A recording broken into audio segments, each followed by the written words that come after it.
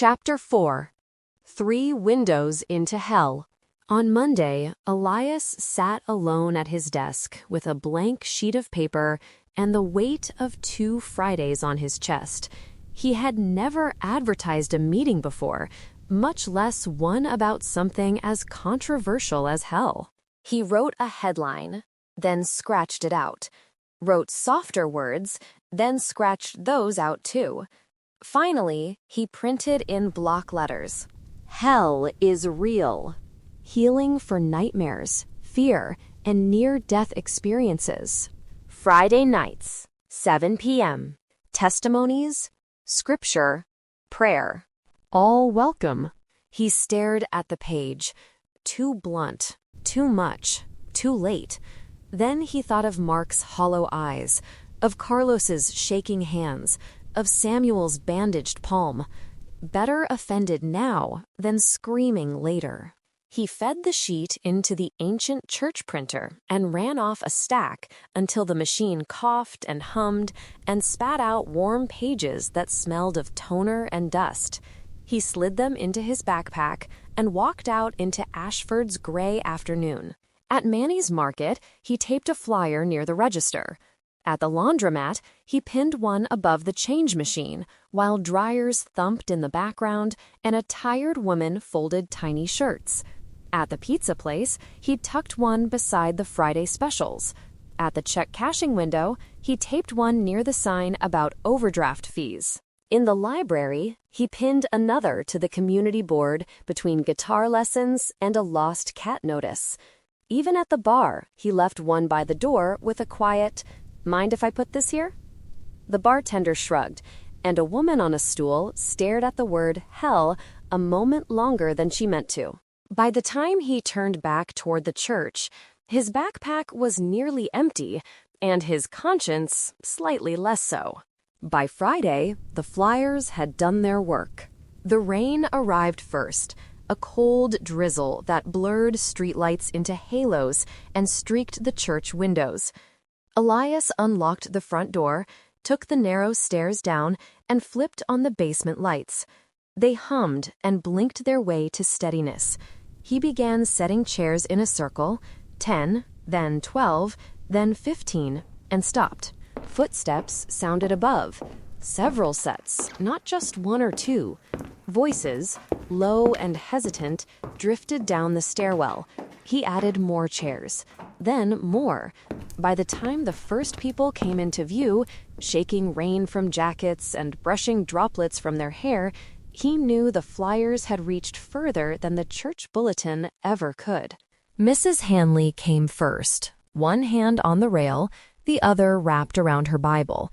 The first week she had clung to the wall.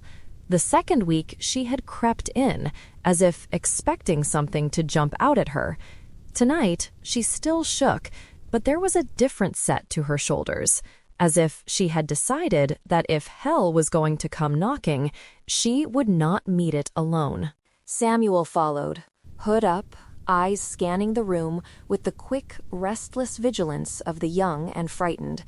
But he didn't hide behind his mother this time. He sat beside her instead, close enough to feel her sleeve against his. Then the new faces appeared. A middle-aged man in a work jacket and Sunday boots who kept one hand on his chest as if steadying a heart that wouldn't settle. "I heard tell y'all were running a hell meeting. I said, well, I preach about it, but I ain't never seen one advertised." Pastor Elias smiled and shook his hand.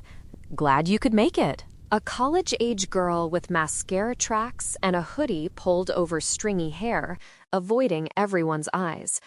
A couple in their 40s who sat together but didn't touch, their arms rigid along the sides of their chairs. Near the back, a man Elias hadn't seen before took a seat where the wall met the far corner. Late 40s, maybe. Plain shirt, jeans, posture too controlled to look casual. He held a small notebook on his knee and a pen between his fingers, but he didn't write. He listened, eyes moving from face to face, weighing everything. Elias noticed him the way a shepherd notices a new dog near his flock, not as a threat yet, but as something that needed watching. Elias did a quick count. The chairs weren't enough. He pulled a few more from the stack in the corner and widened the circle.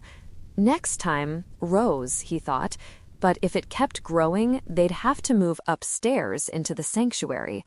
The thought both thrilled and unnerved him.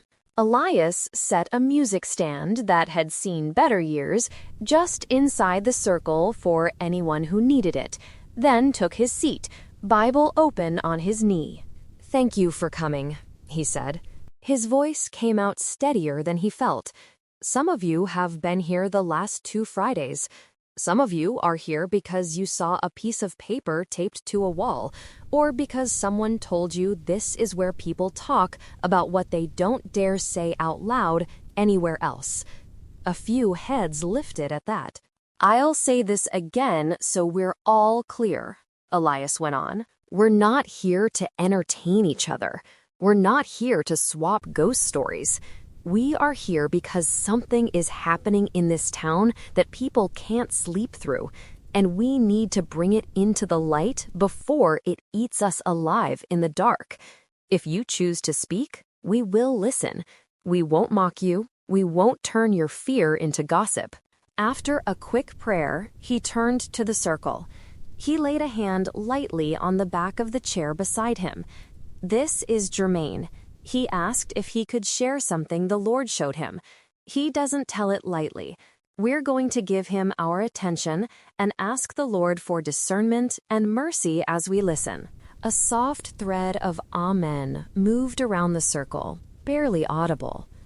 Jermaine, broad shoulders, tired eyes, fingers twisting the neck of a plastic water bottle, cleared his throat.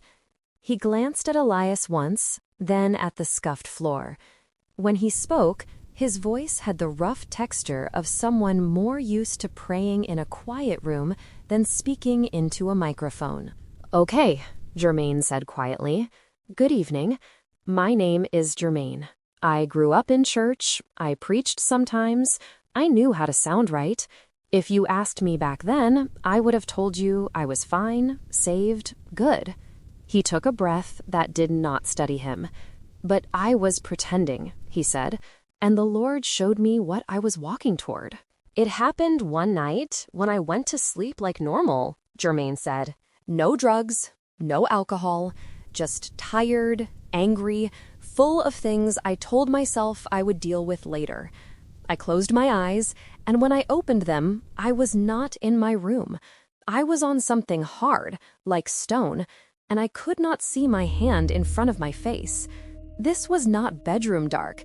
This was a darkness that swallowed light, like the place had never agreed to let it exist. The soda machine's hum seemed louder now, like the room had become a microphone.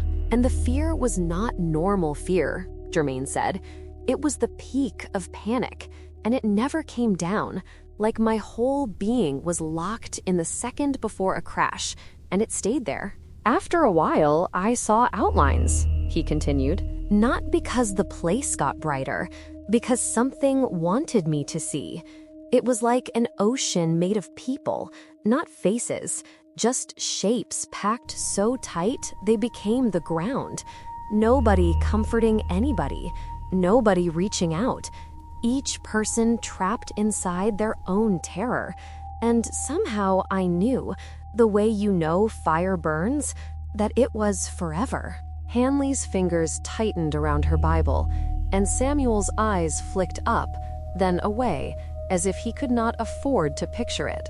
"Then I was moved," Jermaine said, "not walking, just pulled from scene to scene, down through spaces that felt like tunnels, like my spirit was being dragged through rooms I did not choose. I came into a room that looked like a nightclub," he said, and a few heads lifted at the word. Dark, low, sick light, bodies moving like they were dancing. At first, my mind tried to lie to me and make it normal. Then I looked closer, and I understood it was not dancing. Jermaine's grip tightened. One guy, young, wearing shades, head bobbing like he was enjoying himself. His body moved like something had strings on his limbs. But his eyes, I could see the terror behind them. He could not stop. He could not cry out. He was trapped inside the motion. And the thought hit me.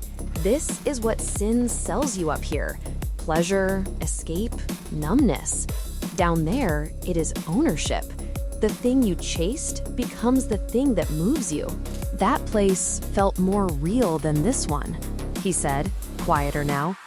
This world suddenly felt like smoke, like we are the ones sleepwalking, and the real end is closer than we think.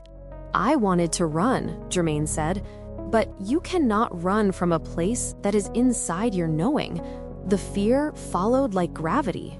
And then I was at a gate, Jermaine said, and the room seemed to lean without moving. Tall, heavy, old.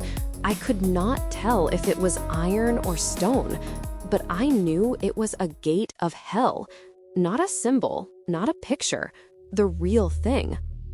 He stared at the floor for a beat, as if the next part had teeth. The darkness leaking through the cracks felt alive, like something on the other side was breathing, and the gate started to open, just a crack, and something came through. It did not walk, Jermaine said. It moved wrong. Its shape kept shifting, part beast, part man. Nothing fully either. But the eyes, I will never forget the eyes. They burned with hatred, like it had waited for me. Jermaine's jaw tightened, and I understood what it was. Not because someone explained it. The place makes you. It was the spirit assigned to my sin, my lust, my anger, my unforgiveness, my secret habits, the little things I excused. It was like everything I would not surrender had become a claim. He swallowed, and his voice cracked once. I knew if it reached me, that was it, he said. No bargaining, no time, no second chances. And that is when I finally called for Jesus, Jermaine said, and the shame in his voice landed like a confession. I did not call calmly or pretty. I called like a man drowning, like a man who suddenly understood he had been playing with a cliff. Jesus, he said, and his voice thinned on the name, Jesus, save me. Jermaine blinked hard. And he came, he said. To my right, not far. I could not see his face clearly, like he had his head bowed, but you do not mistake his presence. You just know. He did not speak out loud, Jermaine said, but his thoughts were clear. He let me feel what my path was earning. Not like he hated me, like he was telling the truth, like a judge who also happened to be the one who already paid the debt. Jermaine wiped his face quickly with the back of his hand. And I felt him grieve over me, he said. That broke me more than the fear, because I understood hell is not only punishment, it is the end of rejecting someone who bled to keep you out. The thing lunged, he said, and before it could touch me, the Lord pulled me. I woke up in my room, saying his name out loud over and over, Jermaine said. My heart was slamming, and the fear did not shut off like a nightmare. It drained slow, like tar. He looked around the circle. For days, whenever I thought of the people I refused to forgive, the gate came back. The crack opening, the eyes, the claim. That is when I understood I had been holding chains and calling them normal. I had been singing about his blood and treating obedience like an extra. He lowered the bottle under his chair like he needed both hands free to finish. That night, I got on my face, he said, and surrendered what I was gripping, my grudges, my hidden sins, my excuses. I asked him to make me real. I am not telling you this to scare you into religion. I am telling you because that place is real, and mercy is real. And the only reason we are still breathing is because God keeps giving warning before the door shuts. Tonight is not the night to pretend. Mrs. Hanley's eyes shone, and her mouth moved as if she was praying without sound. Samuel stared down, jaw clenched, and his shoulders had edged closer to his mother's, like he needed her warmth to prove he was still in a living world. Elias breathed in, then spoke quietly. "Thank you," he said, and he meant it. "We have time for one more," he said. "If someone came tonight carrying a darkness you don't understand, you are welcome to speak."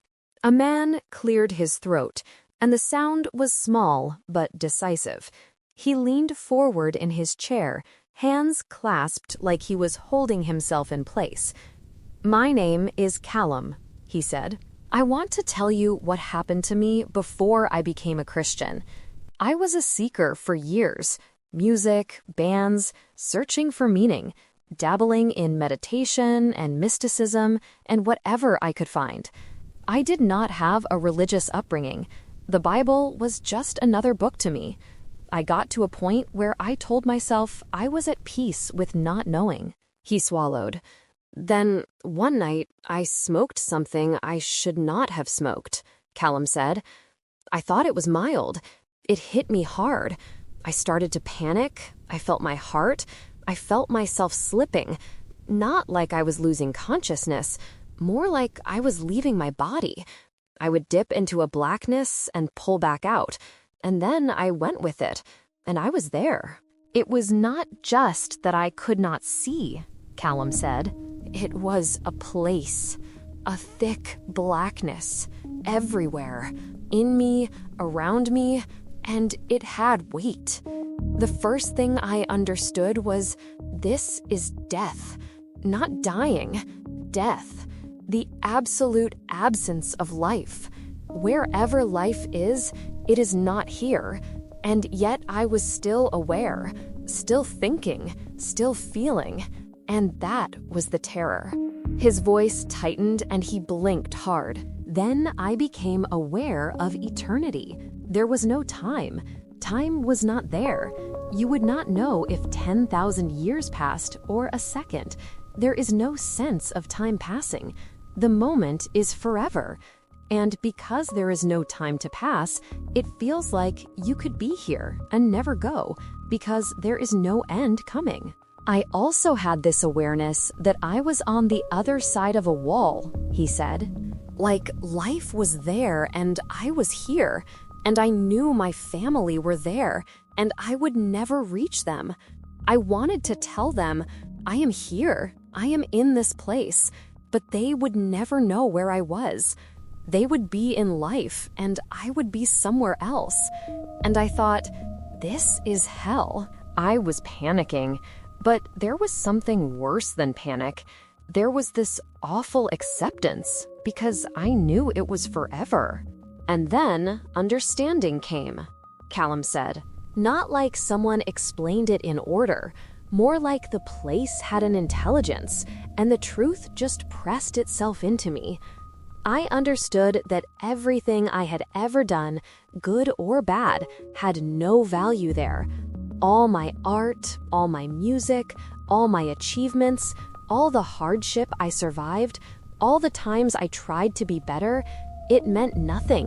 It did not qualify me. It did not lift me out.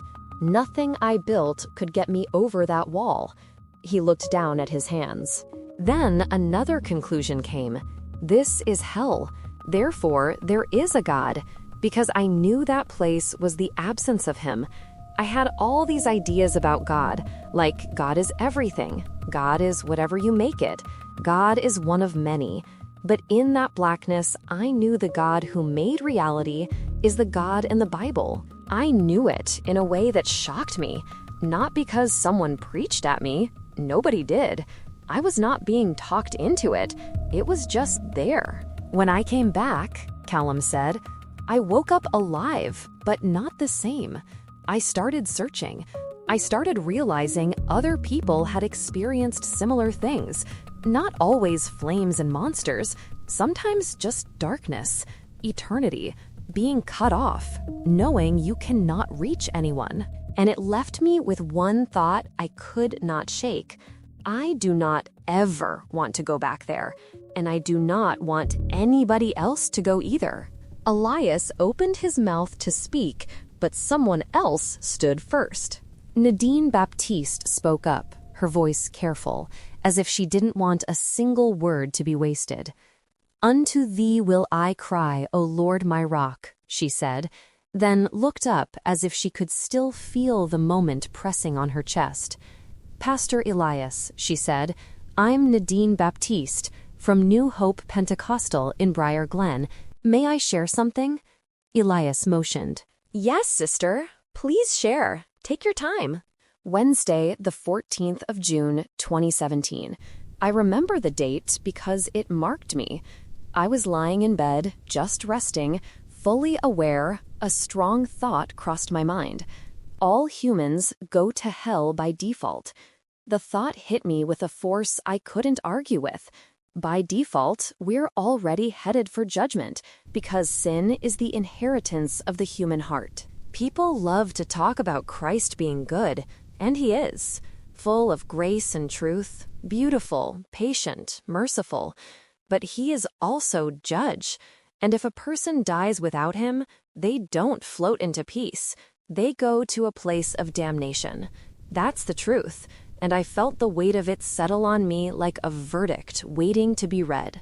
As I was still lying there, thinking about that word, I began to hear screaming. Nadine continued, her voice tightening as the room grew still. At first, I thought it was my mind, but it wasn't. It was voices, many voices. One man kept saying the same word over and over, like he couldn't stop. Stupid, stupid, stupid. Then another voice, a man again, repeating like a broken record.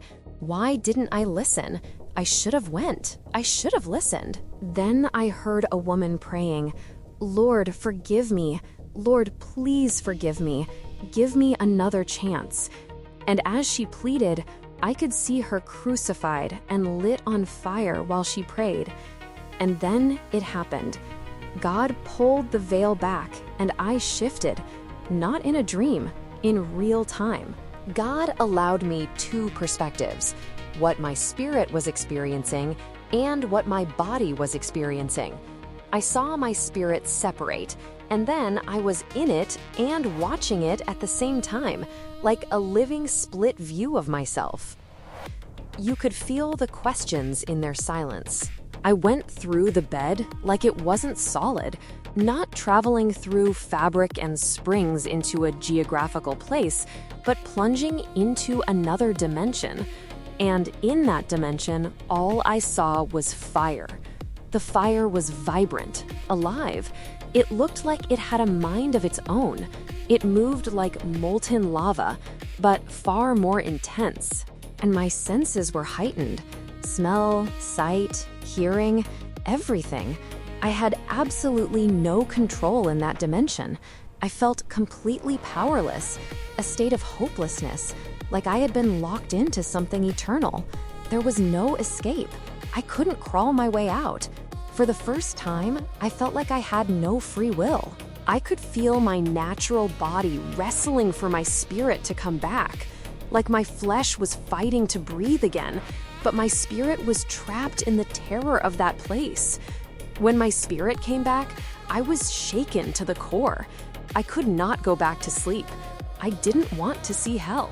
I wanted to see heaven, but God showed me what people refuse to talk about. She continued without skipping a beat. I was in the same cavern I had seen before, a vast place carved like a wound in the earth, lava running down the middle with people burning in it, Nadine said, her eyes fixed somewhere beyond the sanctuary, as if the memory still hung in front of her, unblinking. I was up on one side above the lava, and I saw people on their knees praying while they were on fire, begging God to forgive them, begging to be let out. And as their prayers rose, they hit something I couldn't see, like an invisible ceiling, and then the prayers fell back down again. God made me understand that in hell, your prayers are not heard. You can pray all day long. It makes no difference. Your prayers don't ascend from there. Then I looked up and saw a whirlpool in the dark sky, spinning, black against black, and people were falling out of it, tumbling into the cavern, some dropping straight into the lava. A few brows furrowed. Someone swallowed. Nobody interrupted. I looked farther and saw more whirlpools in the distance and more people falling. And God made it plain to me that those who die without Christ are coming through that dark funnel and plunging straight down into that place. Hell isn't a sentence you serve and then get released. It's eternal torment, eternal separation. There is a great gulf fixed. I moved along the cavern wall and saw the rock face carved into cells, prison bars without doors, small rooms dug into stone, and inside one I saw a man sitting with his hands in his head, repeating in confusion, "Why am I here? How did I get here?" Then I was pulled into a darker corridor where I saw a low, narrow cell and a man lying there as worms appeared, devoured his flesh, disappeared, leaving a skeleton, and then the flesh returned and the worms came again, over and over without mercy. Later, I saw a crater like the surface of the moon, filled with fire, people inside trying to climb out, but a dark force held them down, pushing them back into the flames. And God showed me something strange and terrifying. There was no fruitfulness there, no wombs, no seed, no internal ability for life. Fruitfulness removed, as if every hint of God's blessing had been stripped away and only emptiness remained. And the message in my spirit was simple and terrible. Hell and death will be cast into the lake of fire, and you're shifting from fire to greater fire. Why would anyone settle for hell when Jesus went to prepare a place for us? The memory is still fresh. I still see it as clear as day. I came back transformed. I came back on assignment. If it saves one soul, it was worth it. When Nadine fell quiet, Elias did not reach for a speech. He reached for scripture, steady, familiar, like a handrail in a smoke-filled hallway. "Jesus said," Elias began, and his voice carried without trying to, "Enter ye in at the strait gate, for wide is the gate, and broad is the way, that leadeth to destruction, and many there be which go in thereat. Because strait is the gate, and narrow is the way, which leadeth unto life, and few there be that find it." He paused, then turned a page with care. "And he also said, If ye forgive not men their trespasses, neither will your Father forgive your trespasses." Callum gave a small, crooked half-smile. Amen. Forgiveness is free, but it is not easy. A soft chuckle moved through the room. Even Elias let out a quiet breath, smiling despite himself. Elias looked around the circle. "Tonight, I am not going to ask who smelled smoke," he said. "I am not going to ask who woke up shaking. I believe you. What I am going to ask is harder." He let the question come slowly, so nobody could dodge it by pretending it was rhetorical. "Who are you still holding on to?" he asked. "Whose name knots your stomach, whose face makes you say, 'I will never forgive them.' Because whatever that is, it is not just a memory. It is a chain.